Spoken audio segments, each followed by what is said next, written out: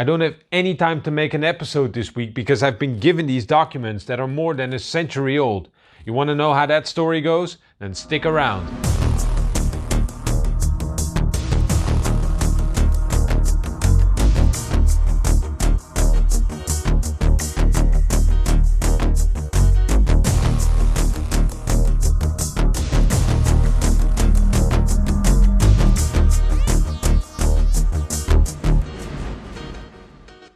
All right. I know you guys. I know a lot of people like last episode, the episode where I talked with Jan Ott, and we talked a lot about the Oeralinda, we talked a lot about the community, and I also said this.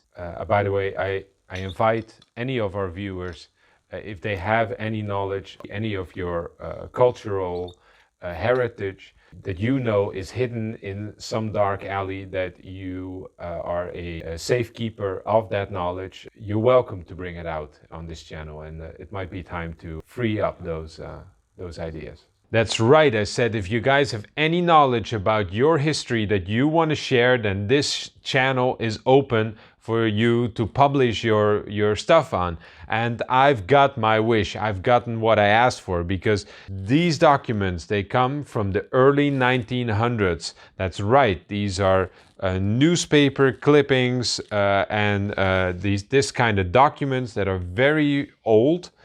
Not very old, but they are old. These are the collected works of a pastor called Van Eijck van Heslinga, and he wrote all these things, and someone collected all his writings.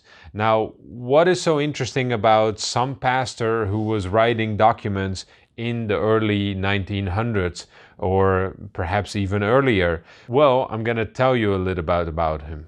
Hendrikus Wiegers van Eijck Heslinga, who lived from 1860 to 1931, was a Dutch Reformed minister and theologian known for his contributions to religious and political life in Friesland, which is where we are right now. He was born in Sneek. He studied theology in Utrecht, which is all the way down in the Netherlands, at the university, and he served as a pastor in several Frisian towns, including Kollemezwaar, Harrig, Oostermeer and Berlicum.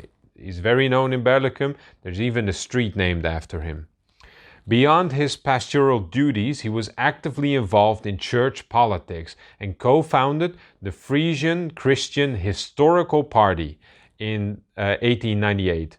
He also contributed to theological publications, defending traditional interpretations of the Bible against contemporary criticism. Although primarily a theologian and a minister, his work had a broader influence on Frisian religious and political discourse, and he passed away in Apeldoorn in 1931. Well, why was this writer so interesting? Well, I'm going to tell you a little bit about that, because remember the Oeralinda book, that it was found somewhere in the middle of the 1800s? Well, that must have been about when this guy who wrote this, when he was young, and possibly he could have been inspired by all these stories coming out that came from the Frisian landscape, because what he started to do after he became a theologian and he started reading on the stories of all the churches and the monasteries that were here in the area, he started writing more and more about different things. So there's this book which he wrote, which is called the Friese Kerk. It means the Frisian church. And within that, he did not only write about the church and about the religious life and about all of that. He wrote about the pre-Christian origins from a century ago. So he did a lot of studying, he did a lot of research, and he went to different publications and he studied them and he wrote them down, and he wrote them down for the common people. So that's why they were published within a newspaper. So it was a newspaper called Het Hervormd Zondagsblad, which means that's the Reformed Sunday newspaper. And it was it's about collections and, you know, people coming together in a union and all these kind of things. But he had a weekly part where he published his writings. And so every episode, I can perhaps show you one of them. So this is one of them, for instance. So it's just been cut out by somebody who collected all of them. It says here, the Friese Kerk, so that you know what you're reading.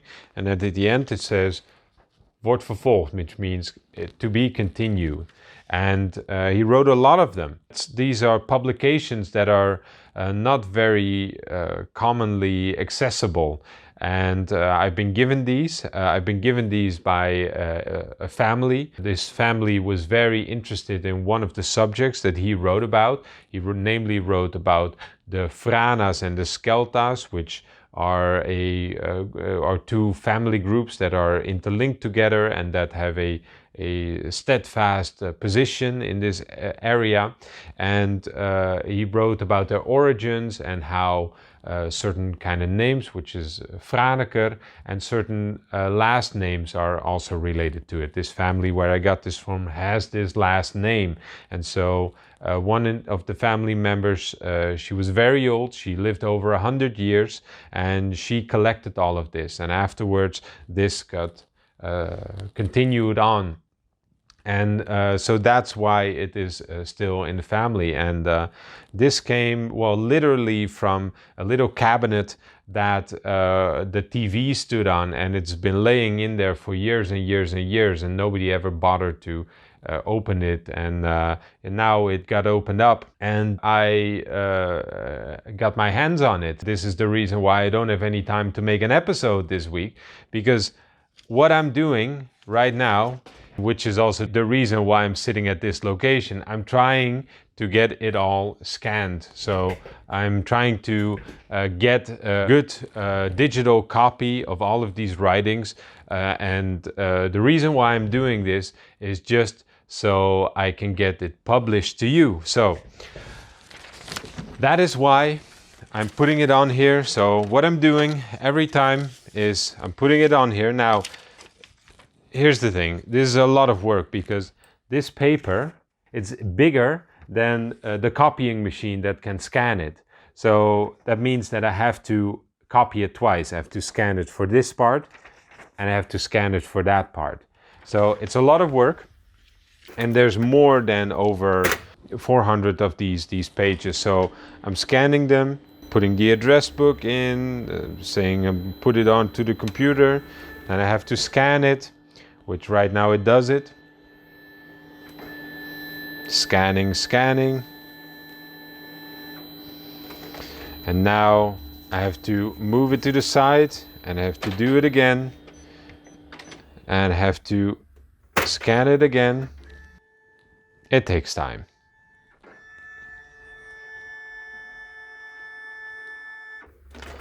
And that means that I've got one of these things done, and then what I'm doing is, so we want to scan them in order, and then I'm gonna put that on the pile. And so I have these paper weights so that at least they get hauled into place. And yeah, that's basically the thing that I'm doing. And yeah, I know that you guys are thinking, why are you spending so much time on this? Well, yeah, there's a passion that I have for these kind of writings, and I believe that this might be a very good resource that could actually confirm a lot of the findings, or it might add on to the findings that we have done with the Oeralinda book, or there might be different kind of writings that might point us into a direction, because it's not only that Van Eijck van Heslinga, he wrote these things down of the things that he researched. He also put footnotes in there of the sources of where he found certain things. So it could very well be a good research of to see if we can find any more things that might be good for us to research on. So I think it's important to do this, and I think it's important to spend the time on it. So yeah, that's why I'm doing it. But I don't want to just leave you guys hanging. Of course, I have already, for instance, I've copied this already, and I've done a transcript of it, and I want to read you a couple of things. This booklet mostly writes about the pre-Christian gods that the Frisians worshipped here in this area. and just a little summary of the gods that were in this area that were famous. So if you've read the Oeralinda book, you might recognize some names, and it could be very interesting just to as an extra layer on how this area transformed over time. All right, so here we go. So the Friese Kerk, and I believe this might be the ever first English translation of this document. The gods of the ancient Frisians. To learn about the religion of the Frisians, we are helped by reports from Frisian and foreign writers, and by surviving memories in names, stones, and so-called folklore. Of the Germanic gods, Wodan appears to have been worshipped first in Friesland. His name, which means leader, is found in place names like Warns, Wanswert, Warnsvliet, an estate under Workum, Warnhille, between Wommels and Edens, Warnsat in East Friesland. In the personal name, Wander and Warner, as Ymir, Ime, and Riemer, and in the name of the middle day of the week, Waasdi, which means Wednesday in Frisian. A sanctuary dedicated to him used to stand at Warns, perhaps also at Wanswert, although nothing certain is known about this. He was depicted with a serpent staff, which is why the Romans called him Mercurius, Mercury. The Wodan's chariot was the 7 stars. When the storm raged through the forest, the pagan Frisians thought of Wodan's wild hunt, which he thought he heard rushing past. Now, if you guys remember the wild hunt, I did an episode about that when we came to talk about the midwinter festivities. So that's already a good confirmation that the wild hunt was active in the imagination of the old Frisians. Willebrord, which was a common reformer, shattered a golden idol dedicated to him on the island of Walcheren, which you might also remember from the Oeralinda book. No less widespread was the worship of Thor, the god of thunder. Among the Thuringians, he was also called Staffo, and among the Frisians, Stavo, which name, think of the Frisian word stoef, sterk, means the strong, the steadfast. Ternaat, whose name is Tunuwert, derived from Tunar, Thunder, of Donar, and perhaps also names like Dongjum, Dongwier, Donjeburen, Doniaburen, reminds of him. Torsdi, or Tongersday, which means Thursday, Thor's Day, is certainly named after this god. A large temple was dedicated to Thor or Stavo at Stavoren. He was represented by copper, statues with a golden crown which was surrounded by a wreath with 12 stars and a ruler's staff in his hand. He rode, as was believed, in a chariot drawn by 2 ibexes, while his attributes were represented as the throwing hammer, which always returned to him, a belt, which doubled his strength, and tin gloves to grasp his hammer. In his palace there were 540 rooms, and he also took in slaves and unfree people after their death. Here, human and animal offerings, bulls and goats, are brought, because Thor loved the oak. Sacrificial priests and sacrifices were wreath, and people assemblies were preferably held under oaks. The bull was also sacred to him and was called Thor's helper. Also, serving as symbols of his worship were the thunderstones and thunder chisels, which were considered to have been used by Thor in his battle against the giants. Thor's wife, Fosta, not to be confused with Fosette, was also venerated by the Frisians. She had a sanctuary on the island of Ameland, and her name has been preserved in Fosvert. Her names were also Sif and Siva. The evil Loki had once, it was said, cut off her hair. The gods then forced him to have the dwarf Sindri make golden hair, and thus she came into possession of her golden locks. It seems too far-fetched for us to derive the name Fetse from Foster, and to connect the Fetsebron in Dokkum with this goddess, as some do. It is understandable that the Romans made Foster Vesta, but there is not the slightest basis for this identification. Next to the worship of Thor or Stavo must be mentioned that of Tyr or Tuisko, the god of war. From his name are derived the personal name Theo, Thiasso, Thiso, and the name of the day Tuesday, which means Tuesday. It is unknown where he was worshipped. He was an ally of Thor in difficult undertakings. His courage and insight were boundless.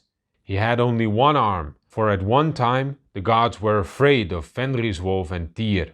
To protect them, made a pact with a wolf.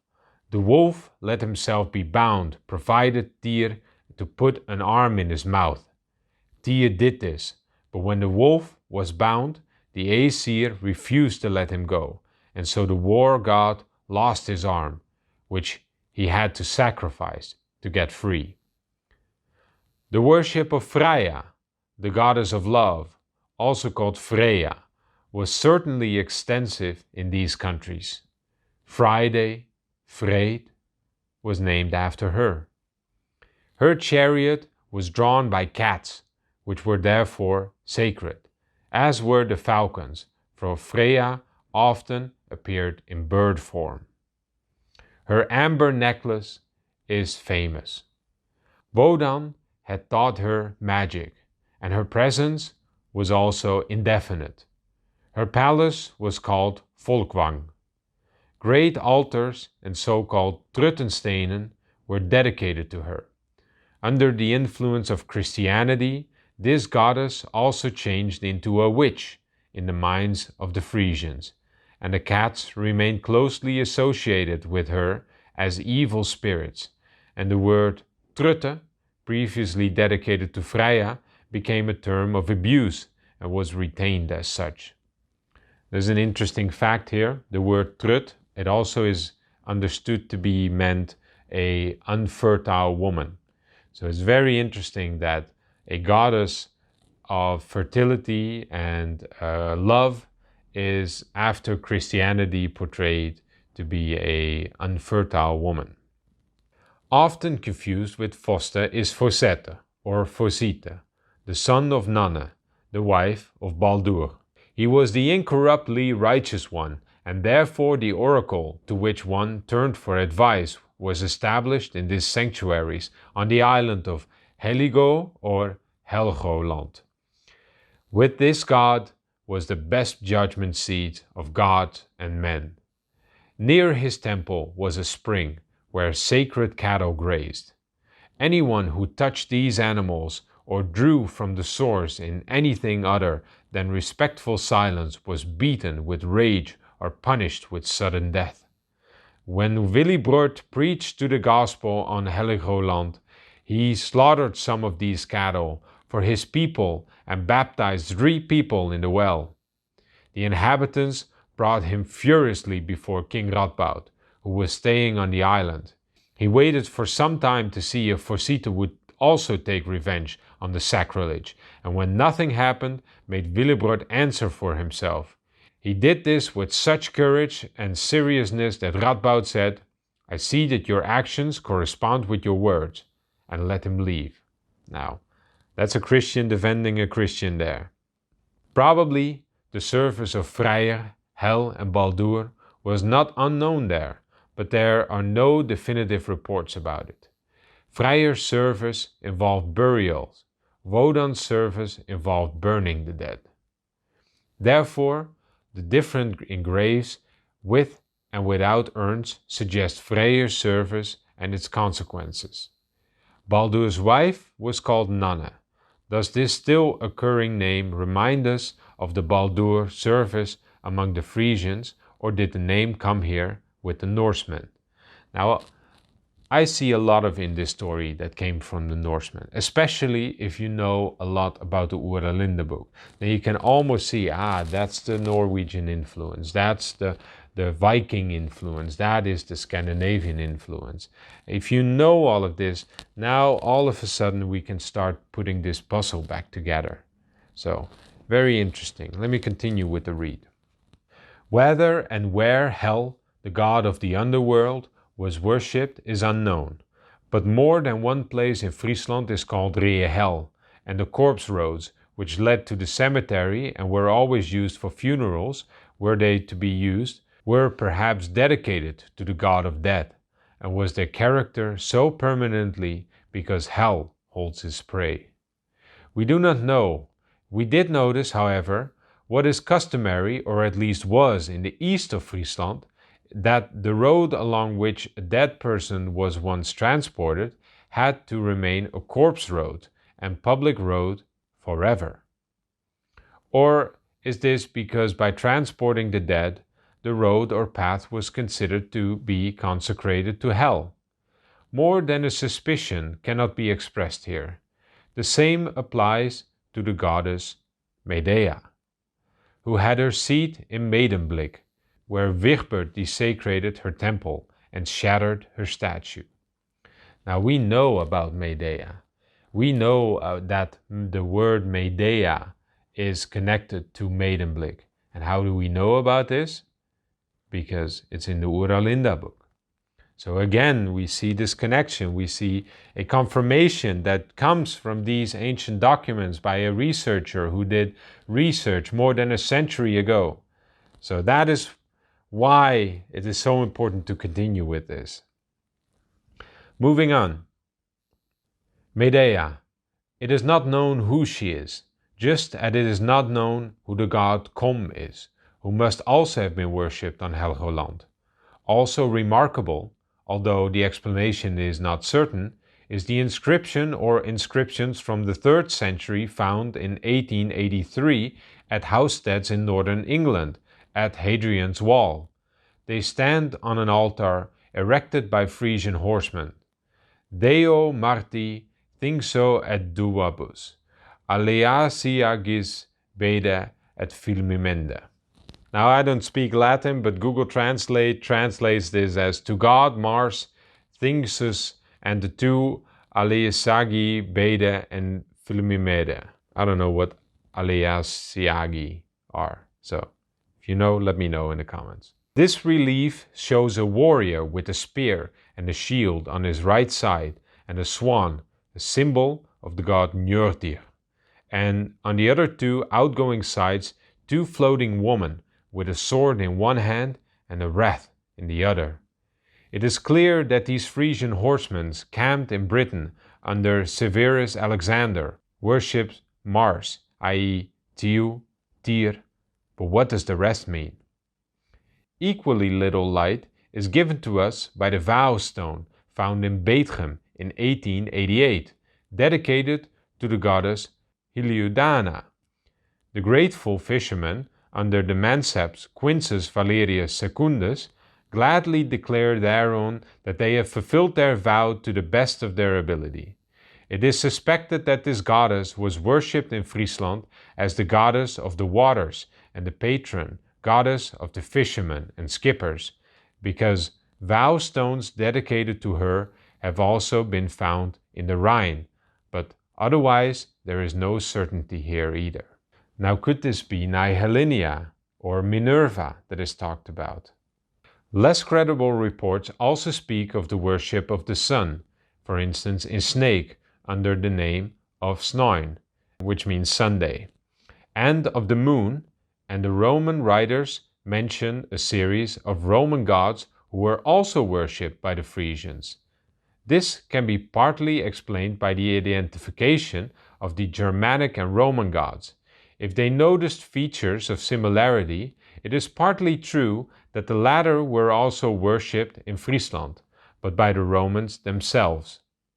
In various mounds, including Doornrijp, various bronze statues of Apollo, Mars, Mercury, Ceres, Venus, and Bacchus have been found. Certainly once the property of the Romans who came to live here under Curbelo. Our knowledge of the Frisian gods is therefore certainly incomplete, but it is extensive enough to enable us to form an idea of this idolatry. And we are all the better able to do this because of the information that has come down to us regarding pagan worship. Now, I will do my best to edit this as much together as possible so it will be a coherent story for you so you can understand, but I really want to get this into action so I can finish that. You can see it's getting late, it's getting dark here, so I need to hurry this up. Also, I want to give an update. I know you guys know that we're moving ship all the way to a different country where we're going to seek freedom and we're going to seek liberty and we're going to invite a lot of friends, and we're very happy to have you there as our community, all of us together. Now, there's also an announcement that we're going to do an entire series of a very special series of ideas that I would like to report on this channel. So it's going to be a great collaboration. You guys know we're moving ship a lot. Every episode, the camera is somewhere else. All of us, we're going with the flow. So stick around. Keep hitting that subscribe button, write us a comment, leave us a like, and also don't forget to visit our sponsor. We have organica-cbd.com for all of your quality CBD products, and we also have blueearthinnovations.com for all of your water filtration needs. Lots of beautiful things going on. I know that you guys really like it, so use that code Paradigm Shift. With that being said, we'll see you next week. I hope I have this finished. I hope a lot of things is gonna be in progress, and I hope to keep surprising you guys with more and more beautiful content. And yeah, if you guys have anything to support to the mission, if you have any news, any knowledge that you want to share, please, we're a fountain of import and feeding it back to you. I'm gonna get this finished so I can share it all with you guys. So it's gonna be all open sourced. Unfortunately, it is in Dutch, but yeah, lots of AI, I mean Google Translate can even do all the images, so I'm sure that all of you clever people, you know, you can almost completely do all the books and just read what this guy wrote by himself, all of it a century ago, just on pure doing research. So with all of that fake information that's out there on the internet right now, you're sure that this was diligently researched. So with that being said, peace out, and we'll see you all next week. Bye bye.